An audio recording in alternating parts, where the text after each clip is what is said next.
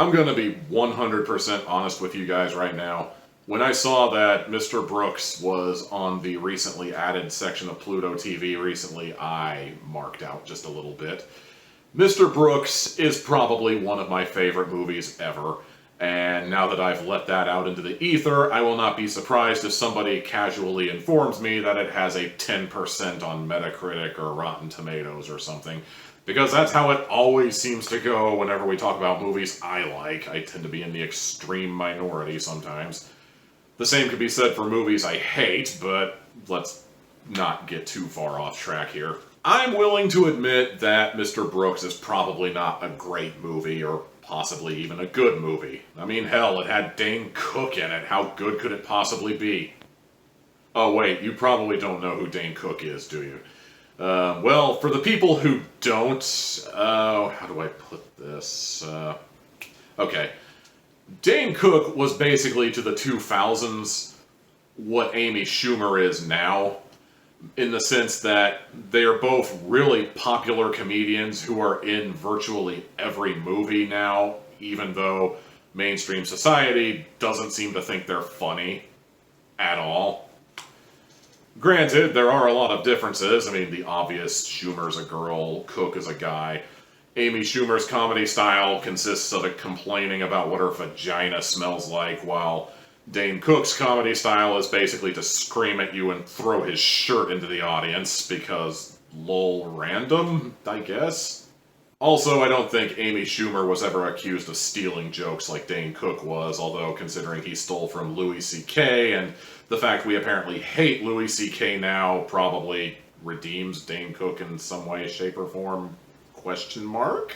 Bottom line, Dane Cook was not a popular guy, and the fact that he appeared in something super serious like Mr. Brooks is kind of surprising, kind of strange, even now, looking back on it. But at the same time, when you take into account that he was one of, if not the most hated comedian in the world at the time, and spoiler alert, he dies at the end rather horribly, there's something kind of cathartic in that. Like, the entire movie could be absolute dog shit, but if Dane Cook dies at the end, you could probably see yourself giving it, like, I don't know, if you use a best of 10 system, you could probably see yourself giving it 2 out of 10 for that. Personally speaking, I didn't hate Dane Cook. I liked him at one point, but then I got kind of bored with him because he was kind of oversaturating the market like popular guys often do. I mean, it's happened to him, it's happened to Carlos Mencia, it happened to Jeff Dunham, it's happening to Amy Schumer. Hopefully it doesn't happen to Nikki Glacier, assuming it hasn't already, or what have you. Really, though, I don't like Mr. Brooks for its star power, or for whether or not people are good actors or bad actors. I really like this movie for a lot of other reasons. For starters, the Mr. Brooks theme song, the little doo-doo-doo, doo-doo-doo, doo-doo-doo-doo, for some reason was just like an earworm that just wormed its way into my head, and for some reason it is one of my favorite, like, serial killer theme songs of all time, right there with Nightmare on Elm Street and Halloween. Really, though, the thing that I liked about Mr. Brooks was that the titular Mr. Brooks, despite being a serial killer, he's not some laughy, jokey, quirky one-liner spewing guy that makes it impossible to hate him while simultaneously hoping he does something clever to his victims.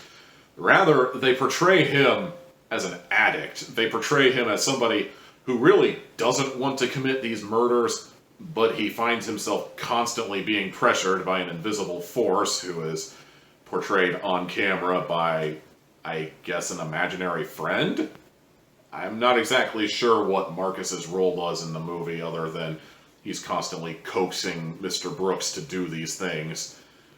But anyway, it's like, he's an addict, you know, he has to do this. Then it gets into other interesting topics of discussion, like, is this addiction, this personality quirk of Mr. Brooks hereditary, because he notices that his daughter is starting to commit murders just like him, albeit a bit amateurishly and very clearly not having learned from the mistakes of his past. He's looking at her murders like, oh my god, no, you left the hatchet at the crime scene, why did you do that? Arrgh! Then of course there's the plot of the movie overall, with Dane Cook's character blackmailing Mr. Brooks into basically teaching him how to become an efficient serial killer after blackmailing him with photos that he happened to snap of the serial killing that took place next door.